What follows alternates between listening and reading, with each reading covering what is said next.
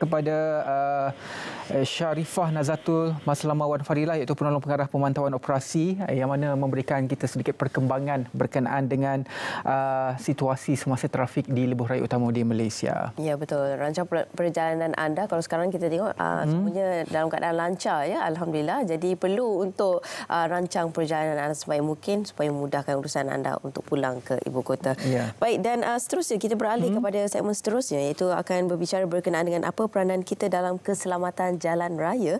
Bersama dengan kita saya kenalkan teknologis Dr. Rizati Hamidun, Pegawai Penyelidik Unit Kecerdasan Data dan Pendedahan Trafik DTE, Pusat Penyelidikan Kejuruteraan Keselamatan Jalan Raya dan Persekitaran Institut Penyelidikan Keselamatan Jalan Raya Malaysia. Assalamualaikum. Waalaikumsalam. Alhamdulillah. Wan dan Sofia. Okey. Mungkin kita boleh mulakan, Doktor. Pada hari ini mungkin Doktor boleh memberi sedikit gambaran tentang situasi dan juga statistik nahas yang berlaku di Malaysia pada ketika ini.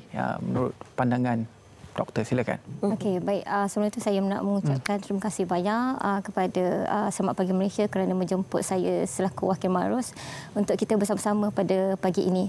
Jadi kalau berkenaan dengan statistik tadi, kita refer pada statistik daripada PDRM. Sebenarnya kematian yang telah berlaku di jalan raya di Malaysia ini setiap tahun telah mengorbankan lebih 6,000 orang. 6,000 orang setiap tahun, dan bila kita tengok 6,000 orang ini setiap tahun dia adalah bersamaan dengan 20 jumbo jet crash ataupun bersamaan dengan 600 private jet yang terjadi di Elmina itu. Itu ada satu jumlah yang besar. Jadi untuk setiap hari telah ada lebih kurang 17 orang yang maut di atas jalan raya. Dan dalam jumlah ini 6,000 itu tadi, pengguna yang paling besar yang terkorban adalah golongan motosikal yang menggunakan motosikal lebih daripada 60%. Yang kedua adalah mereka yang menaiki kereta iaitu sebanyak 18 ataupun sehingga 22%, dan yang ketiga adalah pengguna jalan kaki sebanyak 5 hingga 6%. Jadi bila kita tengok trend itu hampir sama setiap tahun. Okey. Dan secara umum yang kita boleh katakan magnitud daripada nahas jalan raya ini adalah merupakan satu magnitud yang besar. Dia merupakan satu kerugianlah pada negara kita. Betul. Dan doktor, bila bercakap tentang perkara ini kan, ialah pihak kerajaan dan juga swasta telah pun mengadakan pelbagai kempen berkenaan dengan kesedaran keselamatan jalan raya dan sebagainya. Tetapi angkanya masih sama lagi, masih tinggi, masih kekal. Jadi itu antara kebimbangan kita semua. Bagaimana sebenarnya, apa antara perkara yang mungkin boleh kita tambah baik untuk meningkatkan lagi kesedaran orang ramai berkenaan dengan keselamatan jalan raya ini? Baik, memang betul ya, kita memang telah banyak buat kempen dan juga program-program keselamatan jalan raya, dan kita telah lama buat.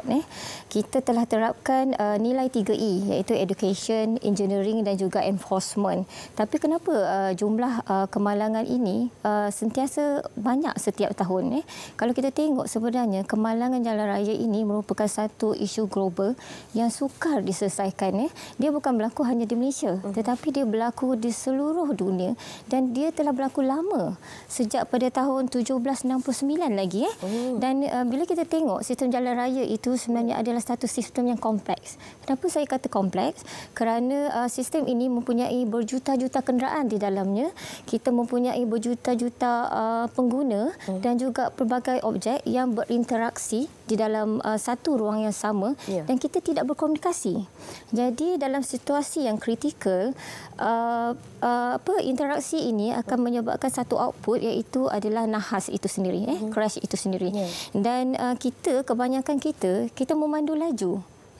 Dan kita tidak cakna dengan risiko kelajuan itu, dan kebanyakan kita memandu dengan pelbagai kelajuan. Dan juga bila kita sebagai pengguna jalan raya, kita manusia ini cenderung untuk melakukan kesilapan dan daripada human error. Dan sistem jalan raya ini juga dia mempunyai banyak jenis jalan yang mengikut pada fungsinya, pada hierarkinya, dan juga ada speed limit tersendiri. Dan sistem ini sebenarnya kita boleh katakan dia adalah sistem yang telah hampir matang, kerana dia telah lama dibina dan dia telah hampir complete development dia. Dan sebab itulah setiap tahun kita dapati angka nahas Dan kematian itu hampir sama sebab dia daripada sistem yang telah hampir matang dan dia susah diselesaikan. Sebab itu kita memerlukan bukan saja komitmen daripada kerajaan, swasta, tapi daripada setiap individu daripada pengguna jalan raya itu sendiri. Ya, betul. Kalau kita tengok statistik yang dikeluarkan seperti tadi yang kita tunjukkan kepada penonton, trend peningkatan itu paling peak kita pernah cecah kematiannya pada tahun 2016. Ya, betul. Selepas itu menurun pada tahun 2020. Itu disebabkan oleh PKP ya, yang tidak boleh keluar. Ya, dan meningkat kembali tapi tidak setinggi pada tahun 2016. Mungkin ada program advokasi ataupun inisiatif yang dilakukan oleh kerajaan yang menyebabkan penurunan tidak seteruk pada tahun 2016. Selaku pengguna jalan raya, apa lagi yang perlu kita lakukan selain daripada mematuhi sistem tersebut itu sendiri, memasukkan diri kita dalam sistem itu. Betul. Tetapi kecuaian tetap berlaku. Kadang-kadang bukan salah kita. Ya, betul. Kita tidak pernah terfikir terjadi. Kita elok je, betul. Bam dan langgar. Macam mana? Doktor. Okey, jadi sebab itulah kita mahu kongsikan di sini apakah peranan kita sebagai seorang individu yang berada di dalam sistem jalan raya itu sendiri. Sebenarnya ada lima perkara yang kita patut faham. Yang pertama, kita patut faham berkenaan dengan risiko jalan raya itu. Dia adalah satu tempat yang berbahaya. Selagi semakin laju kita memandu, semakin tinggi kelajuannya. Boleh terfikir tak kalau kita memandu 40 km per hour, risiko kecederaannya adalah seumpama terjun daripada tingkat 1.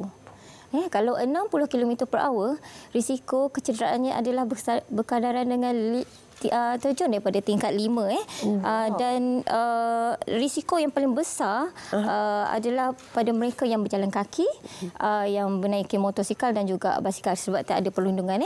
Dan itu satu, kita perlu faham risiko. Yang keduanya, kita perlu memahami sistem jalan raya itu sendiri. Sebab jalan raya ini sebenarnya telah dibina mengikut fungsi dia, hierarki dia dan speed design dia sendiri. Saya bagi contoh yang paling mudah, kalau di Seleko kita tidak boleh memandu laju kerana ada kesentingan dia tersendiri. Betul. So kalau kita memandu laju lebih daripada speed limit yang dibenarkan, ikut perkiraan kita memang akan terbabas. Betul. Itu satu. So kalau di sekolah pula, kenapa kita letakkan 30 km per hour itu? Supaya kita mahu pemandu ini memandu dengan perlahan dan untuk mengurangkan risiko kecederaan pada anak-anak di sekolah. Okey, itu yang kedua. Jadi kita perlu faham sistem jalan raya itu supaya kita dapat kurangkan human error itu tadi. Dan yang ketiga, kita perlu faham rasional undang-undang itu dibuat. Saya bagi contoh yang paling mudah, helmet. Helmet itu adalah alat untuk melindungi kepala kita. So kenapa? Sebab penunggang motosikal kebanyakannya maut disebabkan kecederaan kepala. Lebih 50%. So kalau seat belt pula kita perlu pakai di depan dan juga di belakang untuk mengelakkan kita daripada tercampak keluar, untuk mengelakkan kita daripada terhantuk di dashboard dan juga kalau di belakang itu tadi berlaku pelanggaran, badan kita ini tadi akan menjadi 40 kali ganda. Menghempak orang di depan. Jadi, setiap undang-undang yang digubal itu adalah demi kebaikan kita sendiri. Itu yang ketiga. Dan yang keempat, kita perlu memahami kesan daripada nahas itu. Dan sesungguhnya nahas itu adalah satu yang menyedihkan. Kalau kita tidak maut, kita mungkin cacat kekal. Kita lumpuh, kita buta dan kita tidak mampu uruskan diri sendiri. Dan kita perlu bayar kos rawatan itu. Kalau kita maut pula, anak-anak kita akan jadi yatim piatu. Jadi impaknya besar dan lama. Yang kelima pula, yang terakhir, kita perlu faham tentang kesedaran tanggungjawab di jalan raya. Sebab apa? Jalan raya ini adalah infrastruktur yang kita kongsi. Jadi sebagai pemandu, kita perlu pastikan kenderaan kita itu diperiksa, kita fit to drive, kita mematuhi peraturan. Kalau kita ada anak-anak, kita tidak boleh biarkan anak-anak bermain di tempat yang bahaya, jalan raya. Sebab bila terjadinya apa-apa, kita tidak boleh memaafkan diri kita sendiri. Betul tak? Jadi itu antara perkara yang perlu kita ambil maklumlah kan, juga fahami berkenaan dengan penggunaan jalan raya tadi kan. Betul, Antara perkara yang mungkin akan berlaku sekiranya kita tidak mematuhilah undang-undang yang telah pun ditetapkan. Sedikit soalan tambahan kepada doktor. Kalau bercakap tentang situasi dan juga keadaan jalan raya di Malaysia, mungkin banyak apabila berlakunya musim hujan, jalan berlopak. Adakah situasi ataupun keadaan cuaca itu boleh mempengaruhi jalan dan juga memberi kesan kepada keselamatan kita? Ya, sudah tentu faktor cuaca itu telah mempengaruhi, tapi bila kita tengok statistik itu, interestingnya jalan kemalangan itu meningkat bila cuaca itu cerah. Kerana apa? Bila cuaca cerah, ia akan membuatkan pemandu cuba untuk memandu laju. Itu lagi bahaya daripada cuaca itu tadi. Betul. Okey. Statistik dan data yang Ya, betul. Itu realiti yang Yes, itu realitinya. Okey. Dan satu lagi faktornya emosi jugalah ketika memandu kan. Kadang-kadang dengar lagu kuat. Lagu tu pun akan mempengaruhi emosi kita, dan juga seperti yang tular baru-baru ini juga kan, emosi juga akan mempengaruhi jugalah pemanduan kita, bagaimana kadang benda sikit pun diperbesarkan dan sebagainya kan. Jadi ketika pemanduan itu kan, apa yang perlu kita terapkan, doktor? Tips yang supaya kita memastikan keselamatan kita terjamin dan juga orang lain. Kadang-kadang kita rasa nak ikut emosi kita je, tapi kena fikirkan tentang orang yang berada di sekeliling kita juga. Okey. Jadi kita ni sebagai pemandu, first kita perlu pastikan kita ni cukup rehat, fit to drive. Dan bila kita cukup rehat, mungkin emosi kita itu stabil. Dan kita tidak boleh terbawa-bawa emosi berkenaan dengan masalah yang berada. Kerana kita perlu bersedia bila berada di dalam kenderaan itu. Bila berada dalam sistem jalan raya ini adalah satu sistem yang boleh menyebabkan risiko. Jadi kita perlu bersedia dan perlu alert, perlu peka pada persekitaran kita. Itulah kalau katakan kita tidak fit, katakan emosi kita tidak stabil, ada baiknya untuk kita minta rakan kita untuk membawa kereta itu. Jadi kita boleh elakkan dan kurangkan risiko human error tadi. Betul. Tapi kadang-kadang apa yang kita lakukan kepada kereta kita dalam isu modifikasi kereta itu sendiri. Kita betul nak cantik kereta dan sebagainya, tapi lakilah saja. Tak ada modifikasi. Tapi perkara sebegitu dia mampu untuk mempengaruhi keselamatan di jalan raya. Modifikasi sebagaimana? Sebab kadang-kadang kalau kita pergi kedai, kedai cakap ini boleh JVJ lepas. Macam mana, doktor? Macam mana? Okey, sebenarnya satu kenderaan itu telah direka bentuk khas untuk dengan bodinya, berat badannya, tayar saiz berapa, dia dah ada standard dan telah mengikut perkiraan jurutera telah mereka bentuk itu mengikut satu perkiraan dan standard. Jadi bila ada modifikasi yang telah dilakukan kepada kenderaan ini, maka kemungkinan kalau dia di dalam toleransi modifikasi is okay. Tapi kalau dia terlalu banyak mengubah, contohnya mengubah struktur, mungkin kenderaan itu tidak boleh balance bila berlaku sedikit gelinciran atau berlaku bila berada di atas jalan raya licin.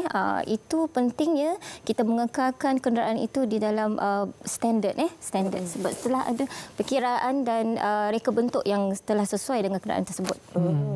Sebab paling popular dulu beli kereta je kalau dululah. Sekarang masih lagi popular tukar sport rim. Sport rim. Daripada 15 nak tukar juga 17. Dia telah menambahkan berat pada kenderaan tersebut kan. Jadi perkara sebegitulah bila dah lalu jalan kampung semua baru tahu. Susah hanya bawa sport rim 17. Itu realiti yang berlaku. Belum yang low weight kan lagi. Betul. Macam-macam. Ni kedai tayar jual tayar second hand. Macam mana pula? Doktor. Okey, tayar second hand ni, tayar itu sendiri dia ada dia punya expiry date lah. Kalau katakan second hand itu still di dalam jangka hayatnya, maka saya rasa itu masih boleh. Tetapi bila dia telah melepasi jangka hayat tayar tersebut, itu akan boleh menyebabkan tayar itu meletup dan sebagainya. So di situ kita meletakkan risiko bila kita memilih untuk membeli tayar second hand, yang kita perlu cek juga condition dia, the expiry date semua. Wow, jadi perlu hati-hatilah, jangan banyak kita nak murah je tapi sebenarnya akan melibatkan keselamatan kita. Keselamatan nyawa.